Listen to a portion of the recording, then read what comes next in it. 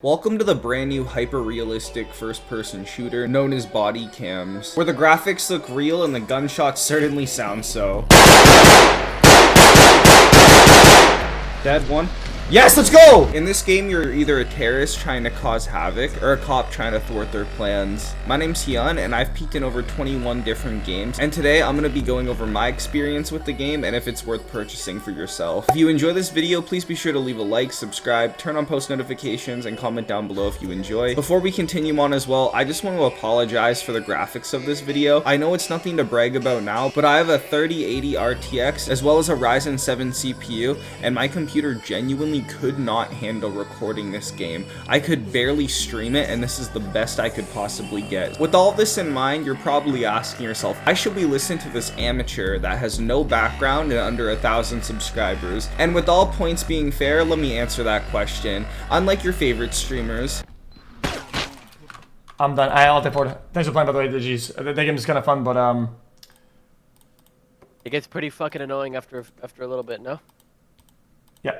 I actually gave this game a chance, and I managed to peak in the top 1500 within the first 15 hours of playing this game. Keep in mind I started 3 days late as well. So for once in my life, my opinion is finally valid. So without further ado, strap in, grab your popcorn, and let's get underway. Before we dive deeper into this video, I just wanted to provide a quick little summary for all of our little ADHD Subway Surfer warriors out there that most likely are sitting there twitching in their chair like XQC. Bodycam is a hyper-realistic first-person shooter created by the devs at Ryzen Studios, which is actually just made up of two young adults from France, aged 17 and 20. So as for the graphics, I think it's fair to say they speak for themselves. I would even go as far to say they carry the game. Obviously, with all new games, there's going to be a couple bugs. I found myself being able to see through walls a couple of times, as well as getting stuck a lot in the ground on certain maps that just had more uneven ground, such as Tumblewood or Russian School. I'm not even gonna lie to you, the graphics made this game feel more of a horror game just because of all the live leak like footage I saw. Plus, when your character dies, you can literally hear it moaning and gurgling on its own blood. And then don't even get me started with jump scares from people in the dark with me just turning on my flashlight and then being met with the loudest barrage of bullets I've ever seen in my life. Obviously, as my intro said, you're gonna need an extremely beefy graphics card in order to run this game. It's set on Steam 2180, however, I would go as far as to say 3080. If I had to rate the gameplay, it feels like a blend of COD for the game modes, as well as Tarkov/Gray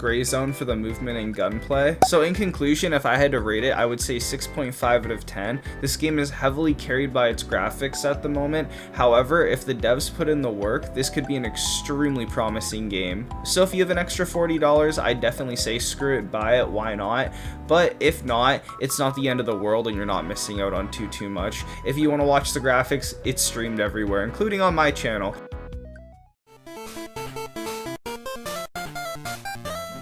So getting into this video, we'll be splitting it into 3 different parts. Firstly, we'll be talking about the HUD and main menu to just kind of cover the basics there. Then we'll also be talking about the game modes. And then last but not least, we'll be covering the maps as well. When it came to judging this game, we were going to give it the benefit of the doubt just because it was created by 2 young devs. However, because there's that $40 price tag there, we're going to be judging it fairly because unfortunately, I've played quality products from AAA companies for $40.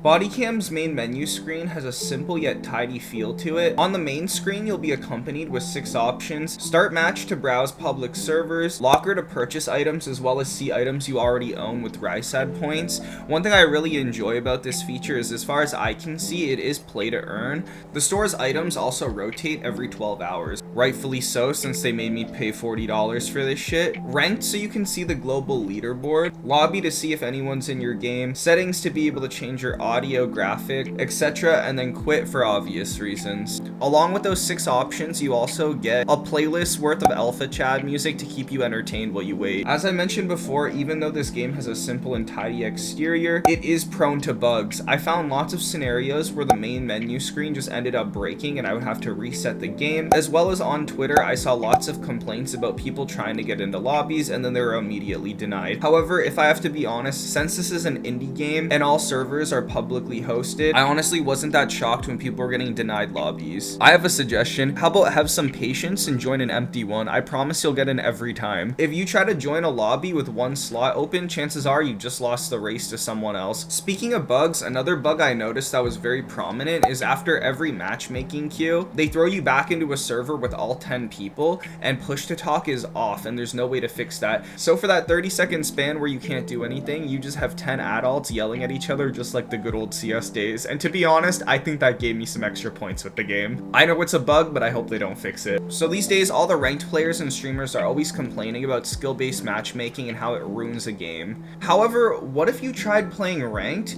with that completely removed from the factor? That's right, this is a game where there's no casual mode, everything is ranked, and there is no skill-based matchmaking. So for my first couple of games, I was a silver playing against top 500 players, and that was just not fun. Because of these publicly hosted servers as well, everyone in the top 100 is either a hacker or a win trader. And yes, I did say that, there are hackers. I checked earlier and first place on the leaderboard was a hacker. And since we're talking about ranked, let's talk about how the ranks are actually dispersed. Firstly, you have rookie, then you have soldat, corporal, sergeant, major, Colin, general, and then Ryset at the top, which is top 100. Ryset is technically the peak. However, with everyone hacking and win trading, general's the highest you're getting legit. At this current moment in time, as long as you get lucky with your queues, it is fairly doable to hit general. And being I hit it in 15 hours, it's not very hard. As for the playing experience itself, it's very fun and worth it. However, if Ryset doesn't put in the work and fix it within the next 2 to 3 weeks, I would say this game is going to die fairly fast, just because the playability factor is kind of gone after you peak general. Next up, we'll be looking at game modes. As of release, there's 3 game modes that are currently out in the game. As I mentioned before, there's no casual mode for this game, so unfortunately for those that are scared, your elo is on the line every time you queue. One thing I really appreciated about Bodycams that really stood out to me in comparison to other games, during team modes after you die, you're transferred into an RC drone that has access to thermal sight as well as a flashlight to help maneuver your teammates around the map. During this time, you also have access to proximity mics, so you're able to communicate with your teammates and direct them around, making it so even if you're a bad aimer, you can still be an asset to your team. Adding in RC drones after death was a massive up for this game because it adds more layers of realism to it, as well as encourages your teammates to actually use their mics. Also, if this game actually flourishes, I see the potential for people opening up private servers just to have drone races, because I honestly found so much fun in just driving around the map when I was dead sometimes. And now with all the glazing out of the way, it's finally time to get into the bugs. Now, to be 1000% honest with you, ladies and gentlemen, I would be lying to you if I said this game wasn't riddled with bugs. This is the 3rd time that I'm talking about bugs in this video, and I can tell you right now it's not going to be the last. However, when reviewing this game, we're not talking about the bugs this game has a week after release. We're talking about the future this game has if handled correctly by the devs. So please, I beg you to enlighten me and give me a chance to explain, because truthfully, this game is a fantastic product. But come on, man, $40, we gotta be honest out here. As for just game modes alone, the biggest issue I ran into with the team modes specifically was that the team balancing was just not it. They would pause the game halfway through and they would say that there's a team change to help balance it, and then they would just make it more uneven. I was in a situation once where it was literally an 8v1, and then when the 10th person finally joined the lobby, he got put on our team. It was a 9v1 in a 10-person lobby. That is criminal. I want to remind you as well, this is ranked, so little bro just got bukkakied. I will say, on the other hand of the spectrum though, there were plenty of lobbies I got in where we had really close 5v5s that went 9 to 10. Finally, actually getting into game modes, the first one we have in store is Body Bomb, and anyone with an educated guess should be able to decipher that it's Bodycam's take on Call of Duty Search and Destroy, or just the classic CSGO Valorant mode. Body Bomb is a 5v5 mode that's first to 10 points. Similar to all other modes in the game, everyone spawns with the same gun, and it cycles per round. I'm not sure if this was intentional or just a gimmick attempt by the devs themselves. However, they made it so you could plant the bomb anywhere, and while it's an interesting take, it really just turned it into a speedy version of Team Deathmatch that you couldn't camp in, and most terrorists ended up just planting in their spawn, and then it really just made it so the defenders had to run across the map. Some maps such as Warhouse got an even worse treatment where the terrorists would just plant on the roof immediately, or even in a place where the counter terrorists couldn't access the bomb, and then you were screwed for for the rest of the game. While this mode has potential, letting players plant anywhere was a very poor idea, especially with how gimmicky people are in 2024. The next mode we'll be talking about is Deathmatch, or in my terms, free-for-all. Ricehead Studio decided to keep it simple by taking the classic mode from Call of Duty. Unfortunately, they also decided to take the shitty spawns. The biggest problem I found is after spawning in, I can take a singular step back, and then the rest of the lobby will continue to spawn on me for the rest of the game until someone kills me. So I guess in the ending of the day, you can call this mode free-for-all, or you can call it Terrorist Execution Simulator. I'm all for the saying, if you're not first place, you're last place. However, this mode took it a little too literally. If you didn't place first place in free-for-all, you lost elo, which is just kinda cruel. At least let me go neutral for third, man, fuck. And last but not least, the final mode we'll be talking about, and if I had to be honest, probably the best executed. Team Deathmatch is once again a 5v5 mode, unless you get screwed over by team balancing. As I mentioned before, everyone spawns with the same gun, and unlike the kill race mode that Halo and Call of Duty have familiarized, Ricehead took a more interesting approach, creating SND without the bomb. You lose 50 elo for a loss and gain 300 for a win. One warning I will throw out there, there's no timer, so enjoy the campers. So, I forgot and left this out. However, technically, there is a training shoot house mode where they just throw you into a firing range. However, I didn't feel the need to talk about that, and if you guys are mad that I left it out, cope.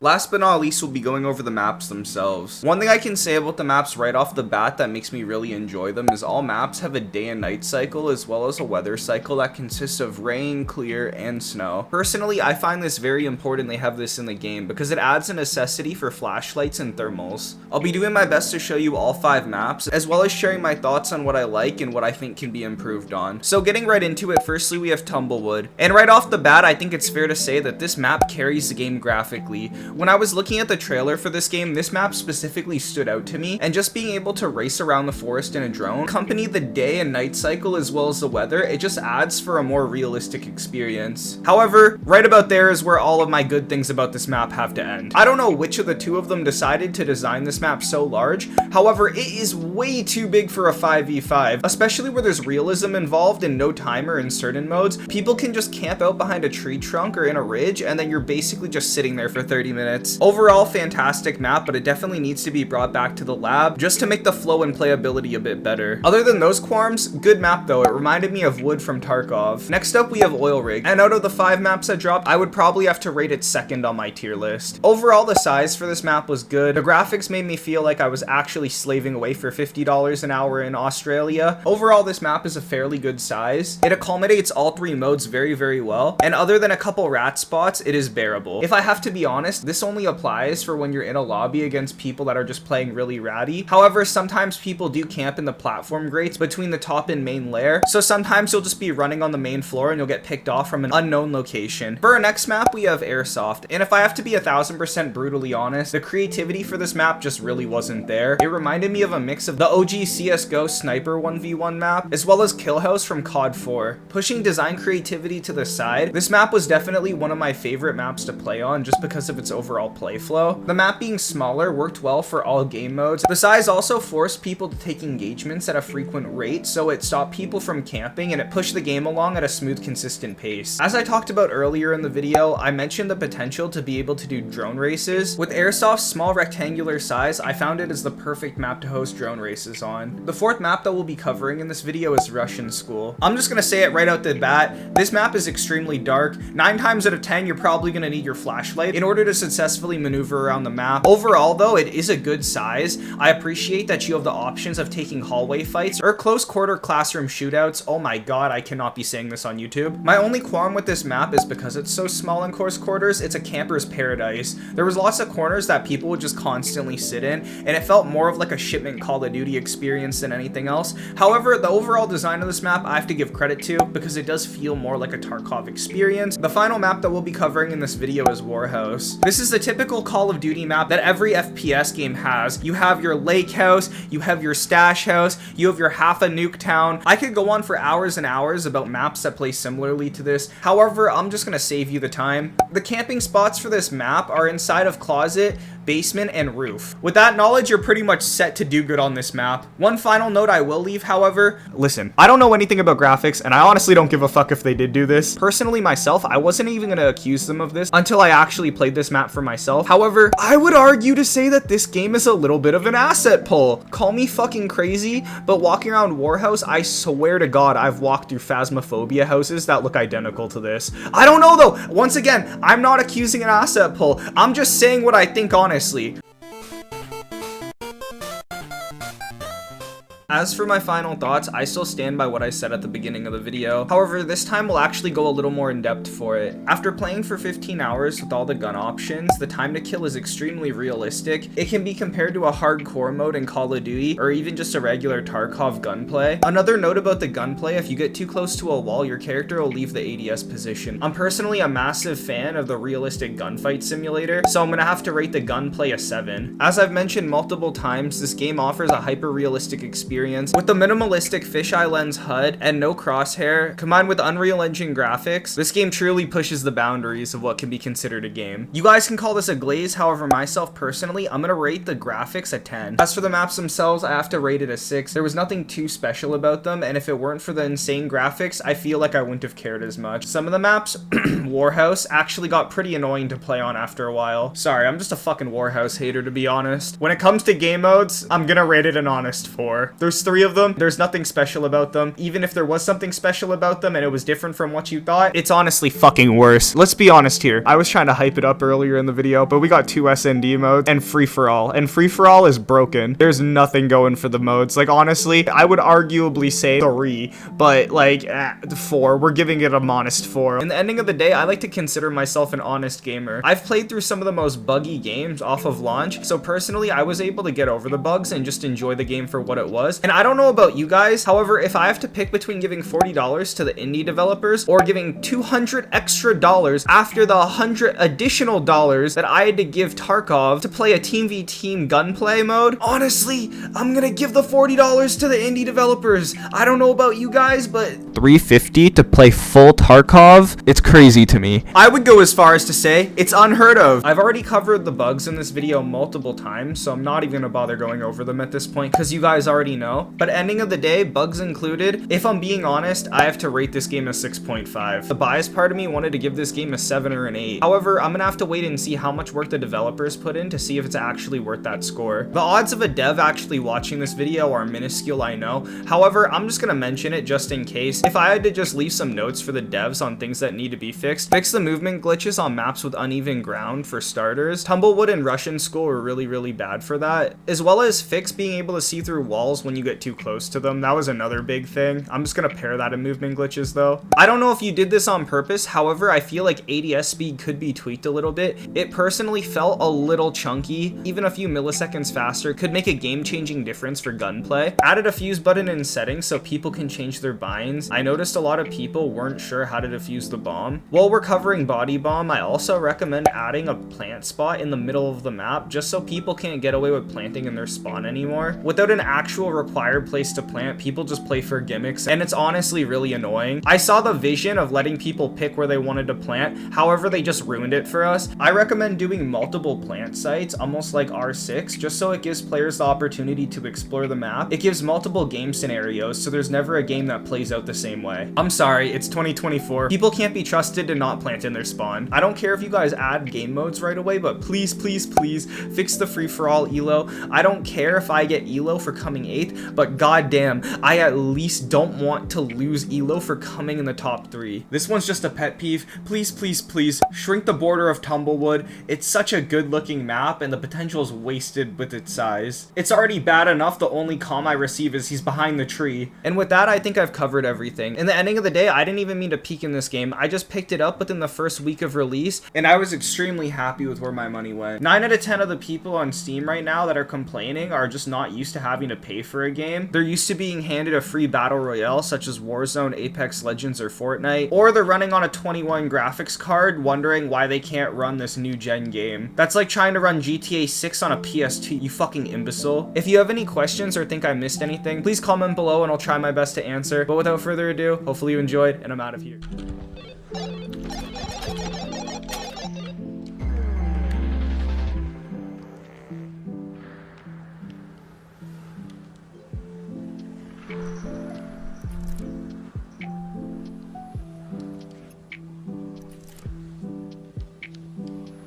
So we broke into the top 1500 in 15 hours. We'll take that